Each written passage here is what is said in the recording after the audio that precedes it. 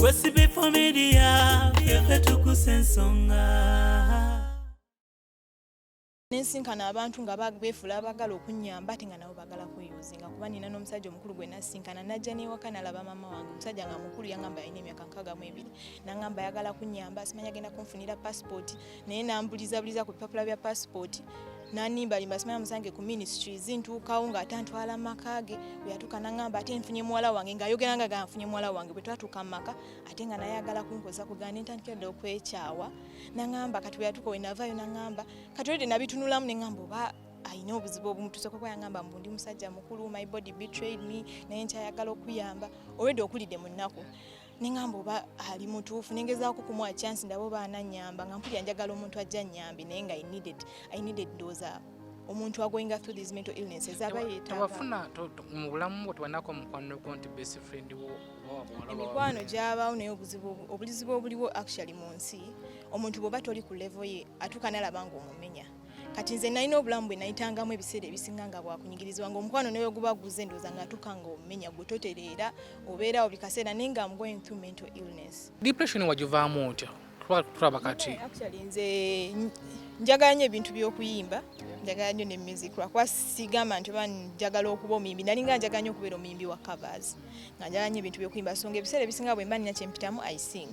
bwe mba nina ekintu kyempitamu mpuliriza music kati n'okusaba ennyo actually kuba kye kisinga obukulu nasabanga nnyo natuuka nga waliwo zabbuli zentuka like zisamu zentuka n'ensoma nga bwe mpita mu mbeera eyo mba nsaba mukama nga mukama nsaasira so nga ntuuka ne kimbeeramu mukujja like nga bwenyongera okula nentandika okwekokinga n'okwekansulinga nengamba kati embeera bw'oba ogiyiseemu manya tekigenda koma no this is not the end of life so kati soma zino zisamu nga bw'osaba ojja kisimatuka nentandika ng'okyeteekamu lwakuba natuuka nga waliwo nekimpitirirako nenekyawa ate nenjagala okwejja mu nsi naye era oludda actually n'okuba nga oba nekkiririzaamu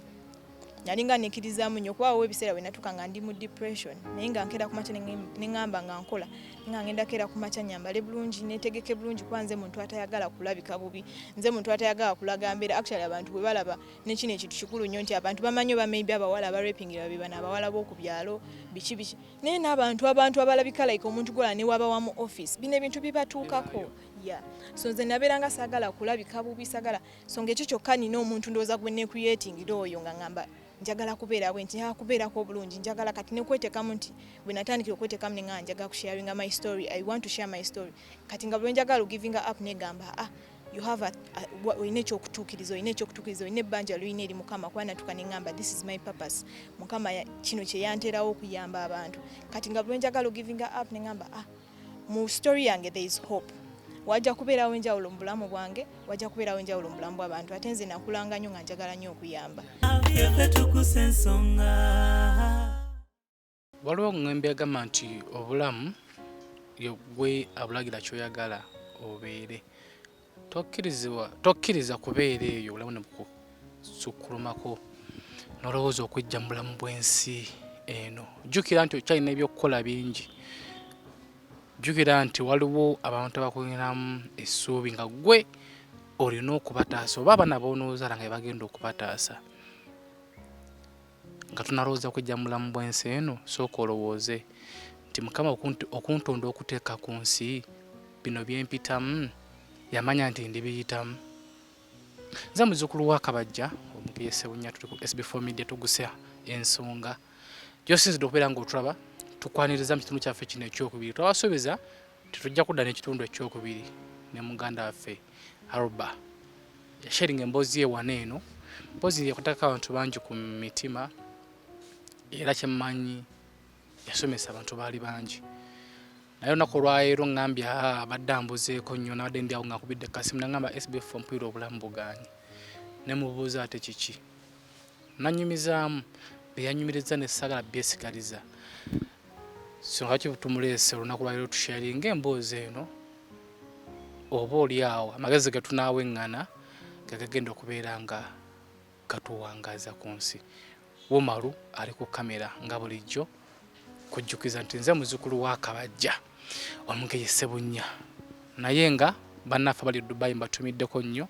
mami Fati nkutumiddeko nnyo owa Kiralioni ngono neye ashipinga byamaguzi okubeera nga ate bijja mu Uganda. Gwa omusuubuzi sobola okubeera nga omweyungako oba omukubirako ku simu ku screen yo nga wali agadde okubeera nga ogenda mu Dubai okusuubula, asobola okufunira visa ya bwereere n'ogenda e Dubai nakulambuza.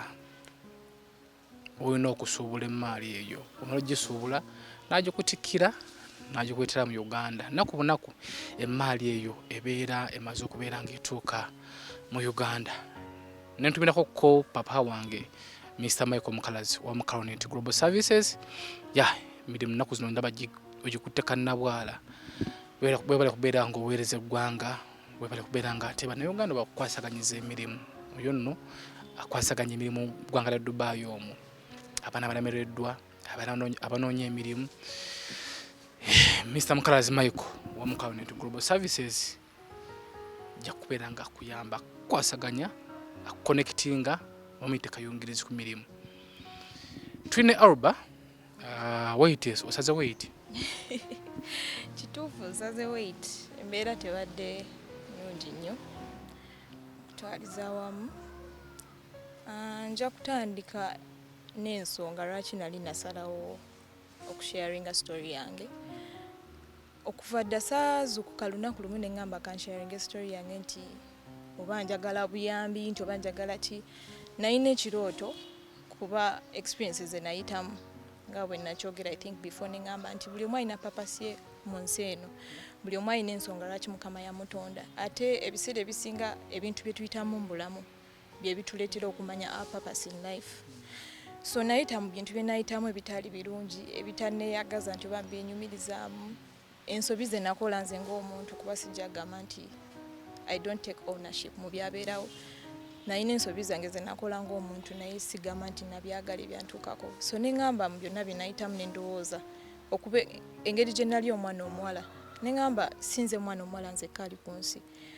Ebizibu bye tusinkana bisobola okuba bye bimu ate sina mu ggwanga lyokka eryaffe ne mawanga ag'enjawulo. Ne ngamba kansharinga story yange n'abantu bonna abali abasobola okuntuusaako amaaso, okuyambibwa omuzadde, okuyambibwa omwana omuwala bw'oba omukuza, okutunulira biki byayitamu omwana ng'omuwala mu bulamu naddala buno obwaffe bwe tulimu obwa social media, obulamu obutambula so speedily kubanga abaana bakula mangu nnyo ennaku zino tebiringa byadda. Obulamu obukyuse.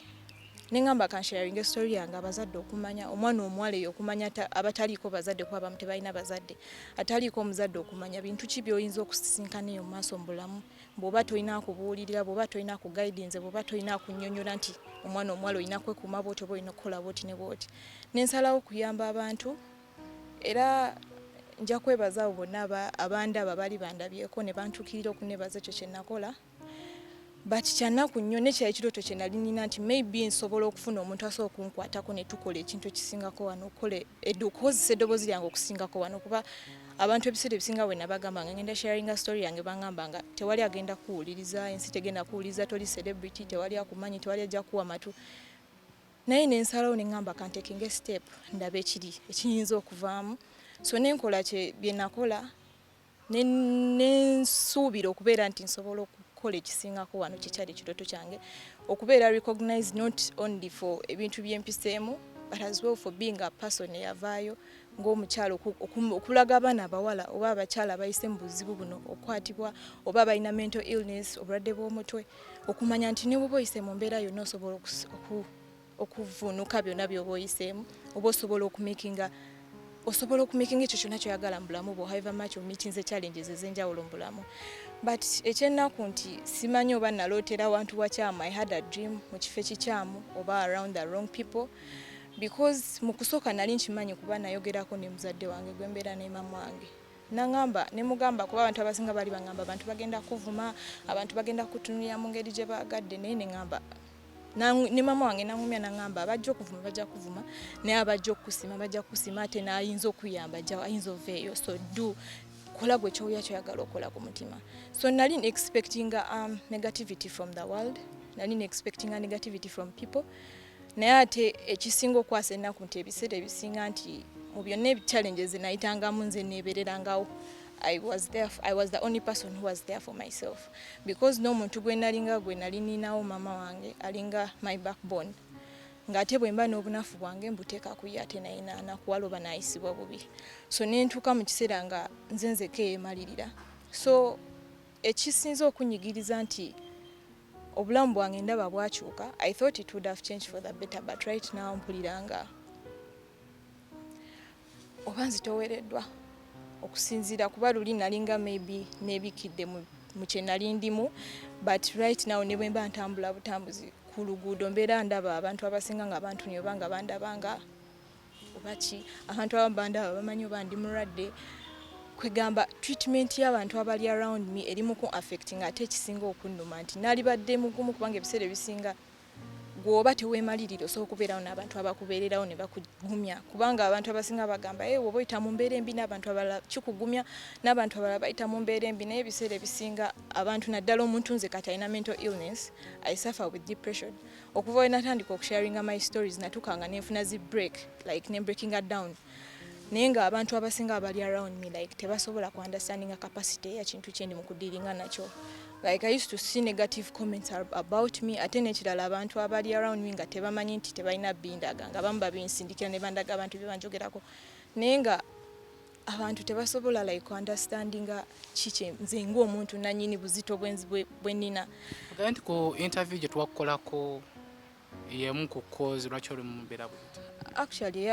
it was one of the best interviews I've ever had. It is other interviews where abantu abamu bajja ne interviews enakola ne baziseka ku page zaabwe ne bagamba ngo I'm looking for sympathy, abalala ne ba making a fun of me. Byonna ne naguma nagezaako guma naye at this point like mpulira nzitowereddwa like ekisookera ddala ekirooto kyange kye nali nina ndaba kyafa and I'm carrying buli kimu nkyetise bw'omu. Lwaki omalamu essuubi olaba nange ekyange kye naloota kye kinatuukirira ate nga nfubye okigobako ndowooza kuba nga nkyali muto? Lwaki okukkiriza nti ekirooto kyo kyafa nga tuli mu myaka bwaka? Kati right now niza kugamba ku experience right now gye nnina n'obugumikiriza bwensigaza mu nze, you know. Sijja gamba nti oba neemalamu maanyi nze muntu eyeekipinga on nga nezaamu amaanyi nti embeera ejjaterera naye oba ngambe that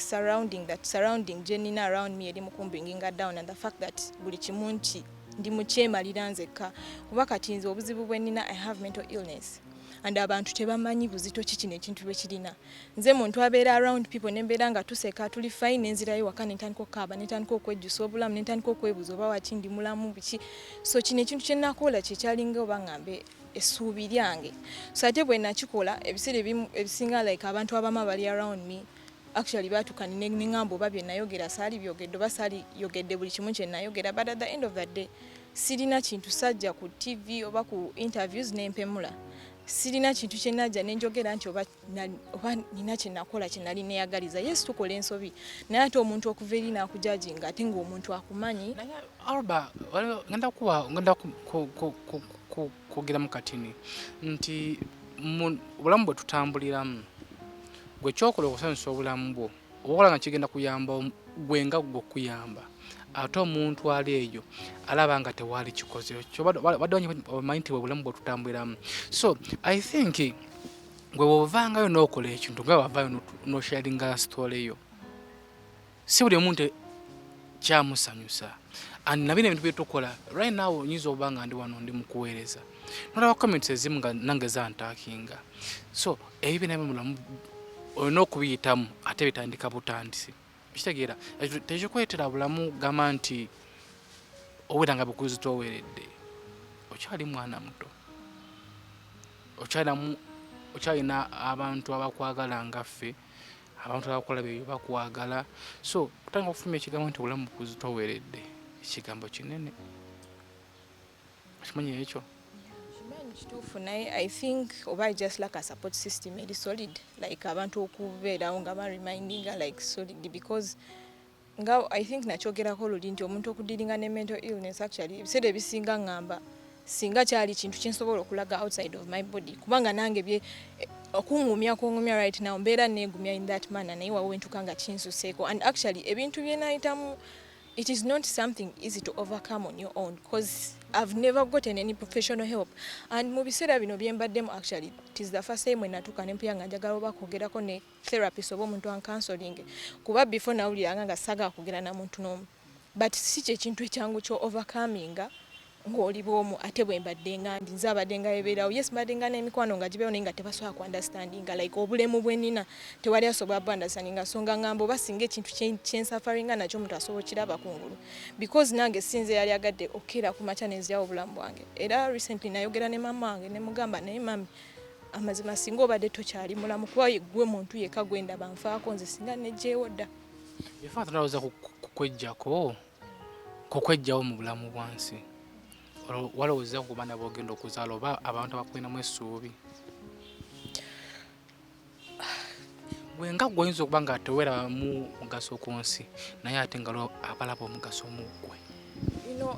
sigamba nti n'omugaso sigwera there is something that I see in me I wish someone could discover because some things you can't do on your own like sirina amaanyi gayinza kwekolamu ekyo kyeneramu because nga bwe nkunyonyodde bwe navaayo I had a dream like nalina ekirooto ekyokubeera nti nyamba abaana abawala actually nali nina ekirooto kyogenda maybe masomero baba baguddewo nembabulya cause tebaba preparing no one prepares actually omwana omuwala n'abalenzi cause nabo bantukirira nga bangamba bafunye obuzibu okubeera nti bali harassed n'abalala nga bangi bambulira about mental illness cause nina interview nakola twagibesinga nnyo ku mental illness nefuna abantu nga bangi bali bangamba about nebaza okwogera about mental illness so nengamba olwo bana bafunye opportunity okundaba ku TV waliwo atasobola kundaba ku TV but abatolinga mental illness alwanagana ne buno obulwadde bw'omutwe naye nga talina amubeererawo so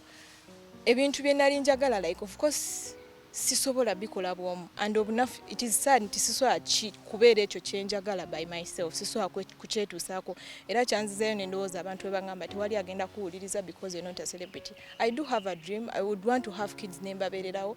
but nga bwe nkunyonyodde like I think oba obulwadde bwange bweyongereredde ddala and making things worse is that right now like okuba nti kiringa kweyambula neyambulira ensi and now like mba ndaba kuba abantu abasinga waliwo n'omuntu omu eyantukira namugamba ebintu like omuntu omukulu alina amagezi I'm sorry to say but nga tosobola kujja n'oyogera yajja n'akyogerera abantu nga bangi nambuza ekibuuzo saagala nakiddamu like it was so painful nengamba like omuntu lwaki obeera ojja n'obuuza omuntu ekibuuzo bwe kityo at least nzizaako ebbali oba olina kyoyagala okumanya but tojja kuba yakibuuza ne buli omu yali aliwo n'ansirika so ebintu ebyo byonna biba bimenya and the fact that sirina muntu anyambako like to really heal omuntu ambeererawo because most of the people yes baaliwo they were there but one by one ne bavaawo and then it brought me back mu bulamu ate buli bwe nali ndimu bwe nali nnwanyisa okuvaamu because nze bwe natunula around me nga ndaba okubeera nga a healinga I can only heal nga nkoze ekintu kyempuya kyenjagala ku mutima oba nga nkyusiza ne environment kiringa omuntu ng'abadde akozesa bino ebiyagayaga oba biki ng'ayagala obivaamu tosobola kuvaamu n'obyesonyi oba omwenge ng'obadde onywa omwenge naye nga tosula mabaala kiba kizibu nnyo ga nti omwenge ogwesonyi okubeera guba gukukema kati nze nange bwe buzibu bwe nina right now sisobola kugamba nti neegumye kuba nange neegumiza for all this time emyaka gyonna gyempise mbadde nga neegumya abantu abasinga tebaunderstanding what mental illness is kikyekola omuntu abalala they act like they understand but they wouldn't act upon tebakibeerako nnyo kuba nze kati right now ninga alina waliwo omwami yankubira nangamba abantu abasinga tebamanyi what mental illness is actually okubeera no mental illness kwa waliwo yalina comparison gye yakola nangamba olaba omuntu omulema asobola okuba ne mental state eri better than yours naye ate omuntu asobola okujja nakugerageranya n'omulema nagamba olowooza oli bubi nnyo naye tunulira omulema naye nga ate omulema ali mu a better mental state than yours kati nze challenge nina nti ekizibu kye nina kiri ku bwongo na oba nga mbe na mutima sometimes bwe tufuna embeera bwetyo tutera okuddukirako mu church oyo n'omusumba the last time when agenda mu church actually kiri oba ngambe kiringa kiri complicated nalinga nsaba way back I used to go to a church nze siri muntu nnyo wa madini nti oba nsabira mu dini eno just nsaba katonda wange but when nagendera mu church nali nina depression naye nga saagala kwetaba nnyo mu bantu ze saagala nnyo kubeera mu bantu like saagala ngera nyingira bingizi nensaba so I wanted to sing njagala nnyo by the okuyimba kyekintu ekiringa ekimpushinga along so nali njagala okuwaayo item nga mpulira ku mutima gye njagala ate I think ebintu ebimu bye bino ebibeera mu churches abantu bye bakola ensobi ze bakola nali njagala okuyimba nga just mpulira kye njagala ku mutima to give a special item I sing so when I try to approach the people ab'omu church ne bangamba tebasobola kukkiriza kuyimba simanya toli like member ate toli like tebakumanyi ate olina okugenda n'oyogera banaani ne bakukkiriza because ebiseera ebisinga kwaya yeeyimba kati nze omuntu alina mental illness nalaba ngeyo rejection, you know, already dealing ne rejection around people. That is the last day when I think those are the last days when I'm getting to church. So nensigaza kumanya Katonda nze nganze. I think otufunayo omusumba cause nze ebigambo byensobola okugamba nze nganze bizo banga bye bya bulijjo byowulira. Naye omuntu aliko omwoyo gwa Katonda omusumba babira bakitaffe nti singa tufunayo ayinza okuba nga si musumba, oyinza okuba nga oli eyo ng'otulaba nga oyinza okuba nga oli kansula, oyinza okuba nga oli musumba, oba nga olina ekitone omanyi n'okwogera n'okubuulirira oba kibeera kitone ng'olina ekitone ekyo tukwaniriza. Nakasirawo tulina okubeererawo Alba emboozi ye abatagiraba sobola okugenda n'ofollowing SB4 Media emboozi ey'okweri naye kweno yankubidde akasimu alagira ddala nti obulamu bwo bugenda awulira nga akooya ensi. Naye nga olwaki otuuka kubeera nga okoowa ensi? Nga bwe mbadde nkunyonnyola, like I think it's the support system eri around me, like abantu abali around me okubeera nga nze nganze bwe mba nejje mubiri gwange nentunuulira like okwetunuulira oba kyeninza okugamba kyensaanidde, like omuntu nganze aba yeetaaga abantu abali around me nga bali constantly there for me and help me like okuddawo okubeera omuntu like ali okay, because at the end of the day sirina bujjanjabi nali nfunye. No one has ever offered me professional support oba okumbeererawo, no one, of which sirina gwe holding against kyoyina okikola, but ebiseera ebisinga ndowooza kaŋŋambe sina biseera bisinga the reason why tuli ku nsi eno okubeererawo one another, you know, that is the main reason. And kiri so sad nti abantu abasinga kuba ekintu kino nakirowoozezaako recently neŋŋamba singa abagaga bonna abali mu nsi bastopinga ne balowooza ku bantu abali obubi and they try to help them, ensi teyali badde yanjawulo okusingako weeri. So the problem gye tulina abantu nti tuli neglectinga the purpose we have here on earth, because my purpose is to be there for people who have mental illness, who are being sexual abused, like buli omu alina purpose yo okubeererawo omuntu. So for me nali njagala kukola ekyo kyempulira kyenjagala naye nga tesisobola kikola bwomu, but it's too bad most of the people, even when natulanga nenjogera neŋŋamba saagala ku just sharing my story. I don't want anyone's sympathy oba netaaga sente oba ki oba ki. However much yes people were coming through and supporting me, I needed the support. Naye nga nali neetaaga okukola ekintu ekigenda okuyamba, because abaana bangi nnyo abantuukiriranga ne bankaabirira already nga nange ni mu process ey'okwetereeza okwezaawo, okubeera mu process ey'okugumikiriza bino bye twali tulimu like ebya interviews ne comments and everything. Omuntu najja nakabira nga I take my time out nengezaako neŋŋamba I wish I had another team behind me, I wish I had people supporting me. Kyanaku nnyo nti I believe there are a lot of influential people out there that have seen my story nengera that okubeera neglecting ensonga enkulu. So I believe singa nafuna natuka the right hands with the right people who would have supported my dream, of which si kintu kinene nnyo, like it's just kuyamba abantu, because nalina ne hope ebyo okuwandiika even akatabo nenka sharinga through like schools okuyamba abaana abangi abayinza okutuuka mbina ebintu, kubanga ate omulembe gweyongera nakwononeka at this point. Kyonsa tusobola kuggwamu ssuubi. Yeah, nze ngaza omuntu olaba obudde tukyabulina right now, byonna byonna byoyogerako bikyasobola okukolebwa. Yeah. Era nze nganze omukkiriza, nze nzikiriza nti program eno gye tuli mu kukola omuntu agiraba eyo mwe mugenda okuva ebibala n'okuba kuwandiika katabo, tujja kufuna ba authors ab'enjawulo bajja kukubira, bajja kuwandiika akatabo ako. Omanyi nze nganze the funny thing is that nsobola okwetunuulira neneeraba neŋŋamba these dreams are still valid, naye buno obunafu bw'obulwadde bwe nina like the mental illness yeri mu like yeri mu kumbringinga down, like and losing some focus nentuka nga ndi nzeka ndi bwomu, like sina na muntu gwe ninza kugamba nti oba kuba abantu abasinga be nali nkabira okumbeererawo bonna balinga oba abankowa, like otuka ekiseera ng'omuntu like bakumanyidde mu mbeera gy'olimu, tebategera gwe kiki olimu kudiringa nakyo, ne bakumanyirira ng'omuntu ali fine because ze muntu aportrayinga nti ndi okay, nyambala bulungi, because ebintu byenkola mbikola kwesanyusa na kwezzaawo. cause singa nalindeko okutunulanga bwe mpulira munda munze singa ndoza ne jadde ne munsi nebya mami wange nembivaako naye ngezaako ne nguma ne neteekawo naye wawo olusimentuka nga mpulira nzitowereddwa nga buli kimu kiri mu kumbinginga down abantu bendi nabo tebantegeera omanyi okubeera mu bantu nga they don't see you like tebakutegeererako ddala so that is the challenge and abantu bangi abali mu kuyita mbi n'ebintu so sijagamba nti nzigweddemu amaanyi naye simanyi how long I can take because nga bwe nkugambye singa nze mama wange teyali waliwo ebiseera byentuka nga mpulira nkooye nga ndi mukulowooza bulowooza ninga mbu ngende mu nnyanja kinensuulemu oba neewebutwa oba nkole kinga mpulira bintame because kinakuwaza nnyo okubeera around people nga tebakuunderstandinga kubanga that is the support system gy'olina okubeera nayo naye nga tebakutegeera tebakubeererawo so ate nga nange oluusi ntuuka nga nzitoweereddwa kuba neetisse guno omugugu gwange like yes mugugu gwange bale ntuuka nga nange kinsuseko nempira neŋŋamba sikyabitegeera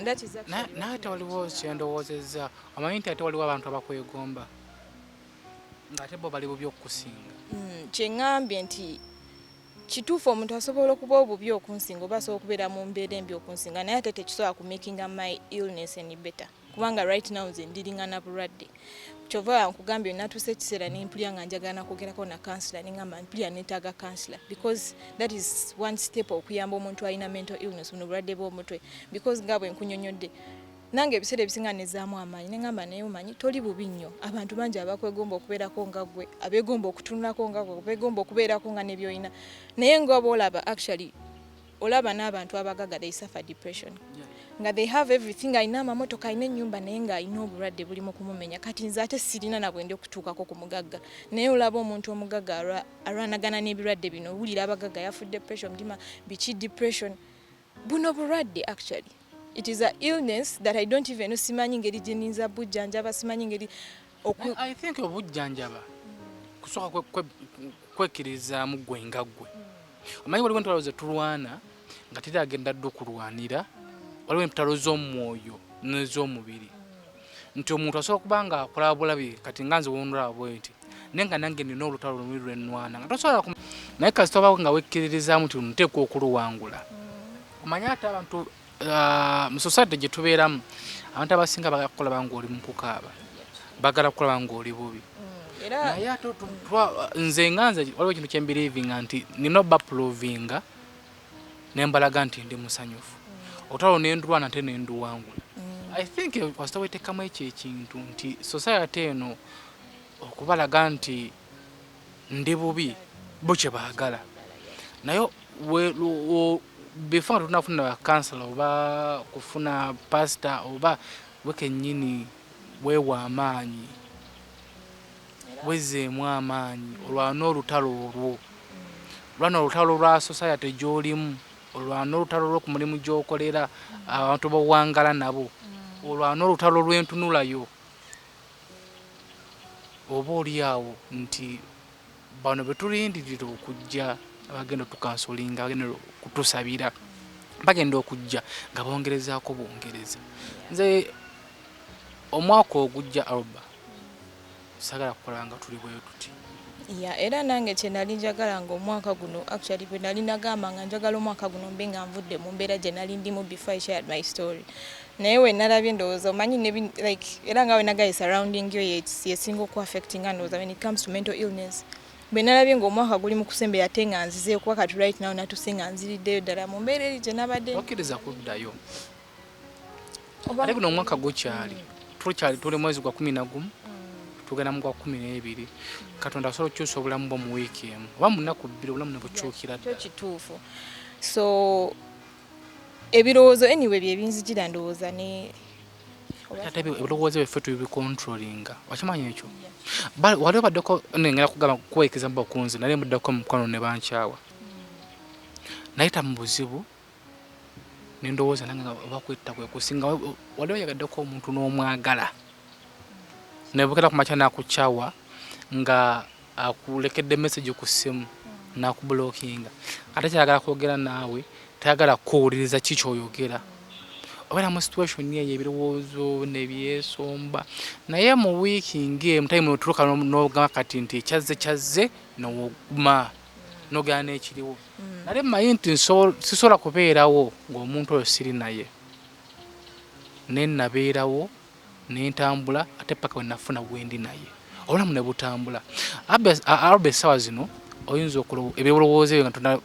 pakati kyolina okuyiga ku controllinga birowoozo bifuga nti yes kyagala kulowooza ku kino kifuge kirowooze ku ssente nti singa olunaku lwaleero kale nfunayo $2,000 kitegeera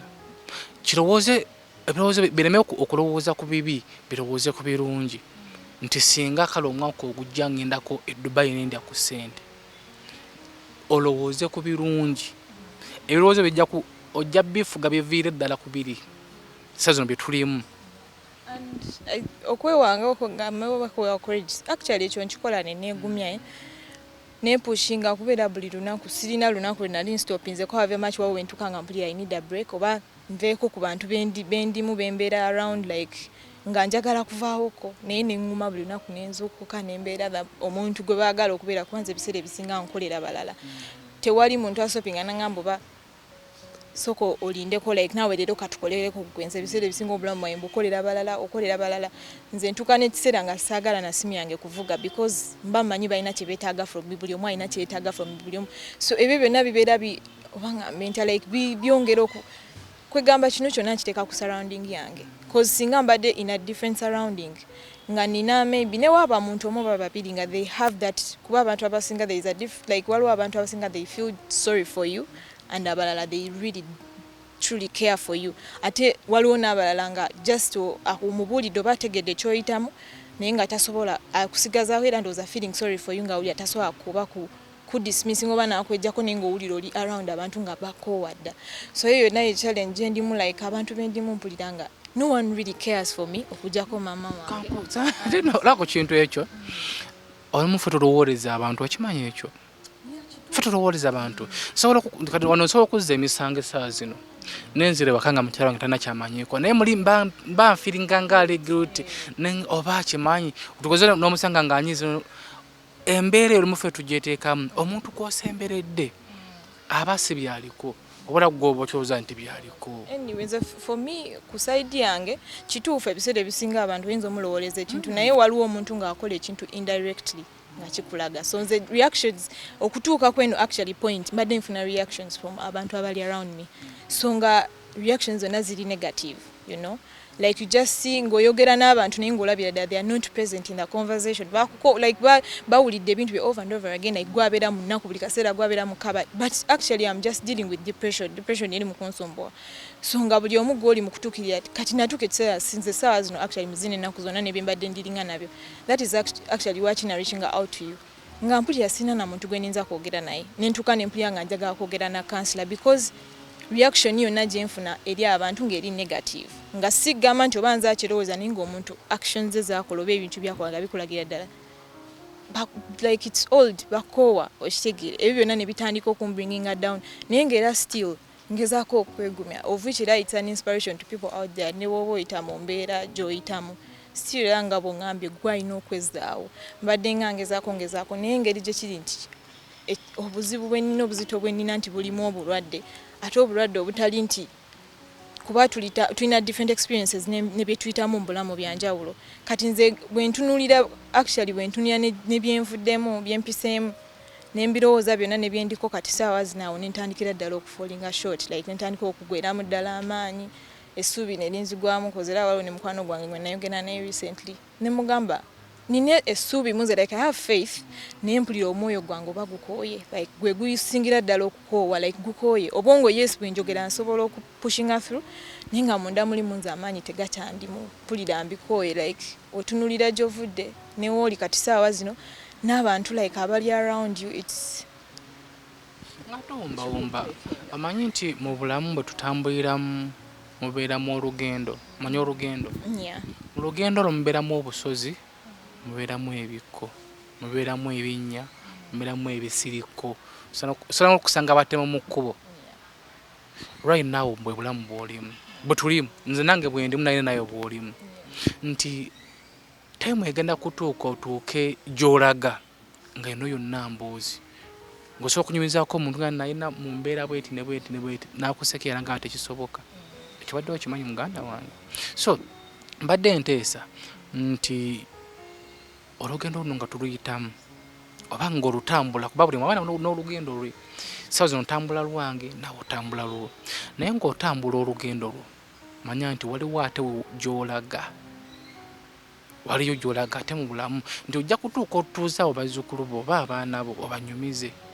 nti naliko mu mbeera bweti ne bweti ne bweti oba buli omu aba n'olugendo lwo ate aba n'emboozi y'okunyumya kati mbadde saagala otulekera emboozi yo nga ffe tulina okuginyumya saagala ondekera emboozi yo Alba abazzukulu bange nga nina banyumiza nti waliwo mukwano gwange yali mu mbeera bweti ne bweti njekana ka tusobola tukaddiye nga ng'onkyayirako oba nga nkyalako ewuwo ne bazzukulu bange oba n'abaana bange nga gwe olina obbanyumiza nti muna kitaamu mwoyo oba jjajja wa mwoyo twamitinga bwe tuti ne bwe tuti tunyumye emboozi ey'obukadde okitegeera nga nange nkwata abamu ne mbanyumiza so totulekera lugendo luno tukyalina gye tulaga gy'olaga beera ng'olabayo olwali nawe oli mu bulamu obwo naye nange ninamu obulamu bwange bwendimu n'omulala olina obulamu bwalimu batasobola kukunyumiza okitegeera muganda wange so gwe wennyini weegumye anyway like mu byonna byonna like sookera ddala okwebaza because mu bantu bonna be nali ntudde nabo be nayogera nabo yo this one person that I had a connection with like a brother era nzijukira ne mupuwaawukana nowangamba mwannyinaze wampita mwannyinaze something nga twawukana so ne mukwogera abantu benayogera nabo nembagamba actually that is one of when namala interview gye namala nempuyanga omutima mukakamu so hopefully neyanziza for this opportunity as well nokumpa obudde nokumpuliza when I called you and hopefully even after today I'll feel better and kyenniza okugamba abantu out there nga tumaliriza nti kino sigamba nti omuntu oba aba asaba oba abanja oba yeetaaga naye tulina okubeererawo one another because at the end of the day buli omu alina okubeererawo munne yensonga lwaki tuli mu nsi eno and era nga bwe nakikugambye earlier on singa abagaga balinga bastopinga sente ze boonona mu bintu ebiteetaagisa ne bayamba ku bantu abasinga abali mu nsi ensi yalibadde yanjawulo naye the problem is that abantu ebiseera ebisinga tuli selfish and it's becoming kyeyongera bweyongezi abantu okubanga befaako bokka tebafa ku bannaabwe like me nze right now like nina abantu abali around me naye tewali muntu n'omu yali astopinzeko nangamba ever since you did tewali yali astopinzeko nambuza bukyanga okola interviews zino how do you feel like abantu like yes negative comments actually all they do is bring the negative comments to me naye omuntu tewali yali astopinzeko nambuza okujjako other people that have approached me and the people around me bemanyi tewali yali angambye nti nali simanyi nti wayita bintu bwe bityo so eyo ka treatment actually bye bintu ebimu byenkugambye nti omuntu alina engeri gy'akuyisaamu nga tasobola kikugamba naye ng'olaba akunyigiriza mu ngeri gy'atasobola kugeramu so kyenniza okugamba abantu out there is twongere okubeera ab'ekisa eri one another twongere okubeera like kind to one another and pay attention kubanga kati saawa zino singa katugambe mama wange nga bwe nkyogera singa abadde taliiwo it would be so sad nti okubeera nti nazukuse ku makya nengenda neneekola ekikyamu ng'ate nalina ekirooto ng'ate maybe singa abantu abali around me baali paying attention ne bamanyira ddala kiki kyenwanagana nakyo cause someone nayogera wawo omuntu gwe nayogera naye nangamba nze byogerako sibimanyi depression sigimanyi nze simanyi na kutreatinga muntu wa depression oba kitegeera of which it's something simple okumanya omuntu bwati ne bwati omuyisa otya tulina amasimu ga internet like you check the internet noga omuntu wa depressed obanga ayise mu mbeera bweti ne bweti muyisa nte tekina kye kikujjako it doesn't need money cause ebiseera ebisinga nze kyasinga n'okunakuwaza I didn't need people around me for money or anything I just needed people to be around me singa nange nali osobola okubeerawo for myself as much nga nsobola okujja mubiri gwange neneegumya kuba nange binzitoowerera so I caution people out there kyesaba abantu out there okupaying attention eri abantu kuba omuntu asobola okwekola ekikyamu abantu bangi bali mu kudiringa nga bongambye abantu bangi badiringa n'embeera ng'omulaba awo naye ng'akulinza ojja okonkone ku luggi lwe omubuuze like ojja omubuuze omutuuze wansi be there for them and si kubeerawo nti oli kubeerawo for a minute like twe devoting okubeererawo at least ekyo kyoleka mu nsi kubanga teri kyetugenda leka mu nsi okujjako the impact gyetuleka eri abantu omubeererewo nze nga tusembayo saka kulaba ng'ozze mu kugabo otezo ba kutana na appetite erya nzeera mbadde sirya n'okwebaka nina mukwano gwange nina kamunyumizayo akabuuzi nina mukwano gwange muvubuka myaka 2 mabega bamukiberako nga yalwala obulwadde n'akoggana ggwawo naye omuntu omu n'amugamba nti kkirize kyajja kati olina kutambula n'ekyo ekiriwo. Yatandika okulya kati omulaba yenna yagejja kati nze Alba nze mbadde nteesa appetite esookeddeyo okulya olye nze ngenda kufuba okulaba we nabamu n'omutwalo njagala olye bulungi njagala kunteke ku diet njagala ogejje osinge n'oli atudde wali. Actually era neyo challenge ifuna like ebiseera ebisinga ne bwenetunyo bwetunulize ndabanga nyeyongera okogga sirina mirembe sebakasi like sirina mirembe basically mbulamu nengamba like nabeera nti obulungi na obulamu bunabeerawo obutya nga siri bulungi sirya bulungi and actually nze kisinga okunnuma nti singa like if my dreams would ever come true nentuuka okola kyentukola kigenda yamba abantu bangi. It's going to help a lot of people because at the end of the day nze muntu ali open to doing anything and it doesn't even matter oba sente oba ki I'm open to do like okuyamba abantu bangi. So I hope nyongera okugumira ddala. I hope nti byonna byenwanagana nabyo mundamu nze abantu batasobola kulawo bakutegeera nti bisobola okuggwawo even when I walk out of here because challenge eriwo nti tusobola okubeera wano in this moment nemba nga ndi mugumu ate nentuuka amaanyi ne ganzigwamu but ekirungi ekikulu ekiriwo nti nze ndi mukyala amukkiriza nja kugezaako okwongera okubeera omugumu n'okusaba era ebiseera ebisinga nze omuntu azzaamu n'abantu amaanyi kanyongere nange ogeza amaanyi okuggwa nanje yakoteeka ku data tisukwa nga bulina kunkwayo omutwalo ngere ku data olye yanziza nnyo so hopefully kanyongera okuguma era anyway kyenizolekera abantu out there nti ne bwoba oyita mu mbeera etya ne bwoba oyita mu kunyigirizibwa ne bwoba olaba tewali aliwo kati nga right now kyembadde ndooza nti tewali aliwo ye Mukama abeera wamu naawe atalina ensonga lwaki okyalina omukka gw'osasaba zino kuba ebiseera ebisinga naffe tulowooza ne bino byogamba mukangende nete biki bikyosobola bikola ate n'otafa kituufu waliwo omwe yava ku kalina yali kalina ki waliwo kizimbe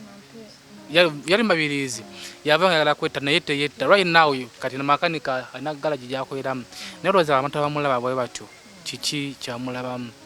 so toddamu nakukirowoozaako ekyo twagala ku lunaku luli ng'abaaliwo nga bakusekeera nga bagenda okubeera bate ku buwanguzi bwo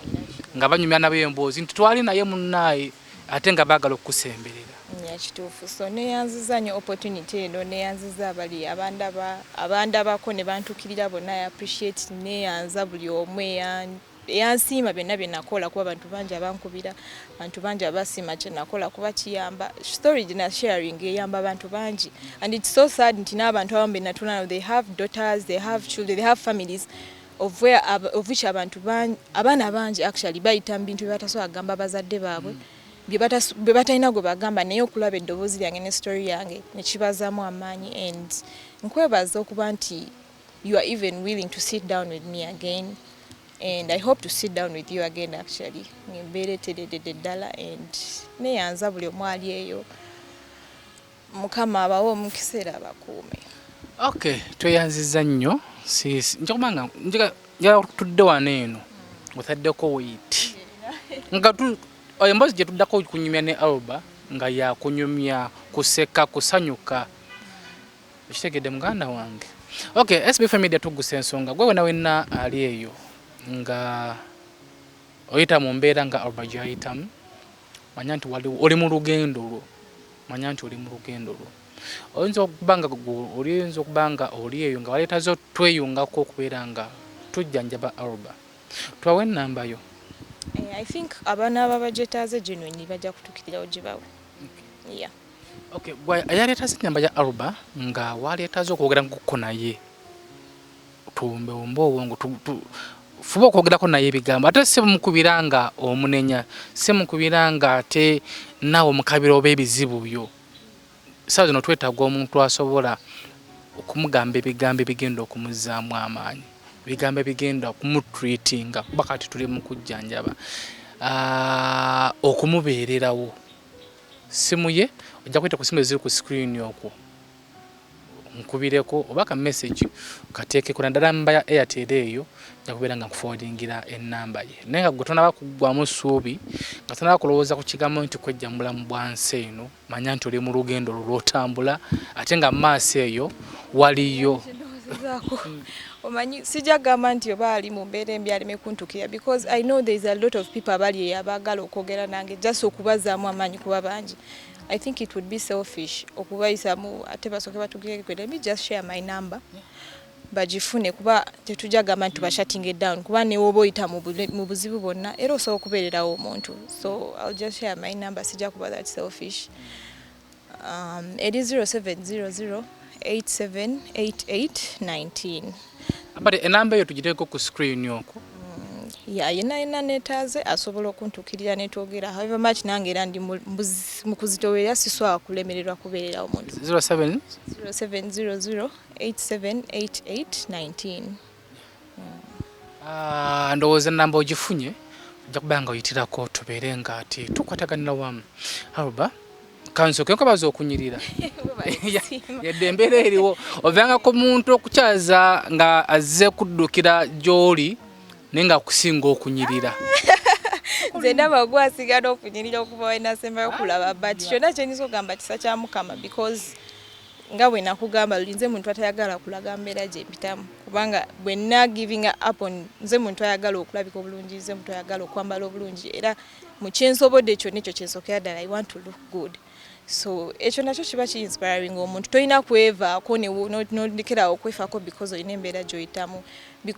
Outlook yo yesobola okuyamba okutereera n'obeera bulungi n'okwejjanjaba muli munda. So ngezaako era nebaza Mukama nti ansobozesa okubeera nga nfaananako bwe nti however much embeera si nnungi mu bulamu bwange munda. Okay, ndowooza akanyiro ka Alba ko mukalabye anyirira. Anyway, gwe ali eyo emboozi eno londamu ebikugasa obiwulirize nnyo biteeke mu bwongo, ebitakugasa byo bireke. Nyonga y'okujjukiza tewalamu tutambuliramu buli omu abeera n'okusoomoozebwa kwayitamu naye okusoomoozebwa kwoyitamu manya nti ate waliwo ayita mu kusoomoozebwa okukwe okusingako gwe kwoyitamu. Tubeere beegendereza n'obulamu bwaffe. Leero oyita mu bulamu obwo ate enkya olina emboozi y'okunyumiza ng'otuuse ku buwanguzi. Nze muzzukulu wa Kabajja omugeese bunnya Womaru akoze ku kamera nga bulijjo nenga nyongera okujjukiza bannaffe abaziwa and sons bano nno bebasaala okubeera nga bakuleetera ebintu kozesebwa naddala mu kisenge omuli emifaliso, bed covers, duvet covers, towels n'ebirala ebiringanga ebyo. Bakule ku kasimu akali ku screen okwo bakola ne delivery ewo paka ku mulyango. Nenyola n'okujjukiza bannaffe aba Impombo Restaurant awo e Dubai Deira. Yes, aje nkutumiddeko nnyo ne ajati nkutumiddeko nnyo. Womaru akoze ku kamera nga bulijjo bira bulungi weraba.